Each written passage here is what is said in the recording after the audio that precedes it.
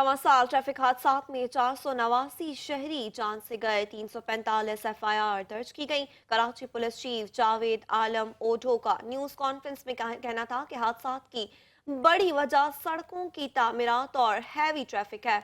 Dumpers, water tankers, trollers और बड़ी गाड़ियों से 50% हादसात होते हैं। दिन के औकात में डंपर पर पाबंदी आयद कर दी गई है। बाज़ औकात लोग अपनी गलती से हादसे का शिकार हो जाते हैं। हैवी ट्रैफिक पर कंट्रोल करना है, जिसके लिए कवानीन की खिलाफ वर्जी पर चालान बढ़ा दिए गए हैं।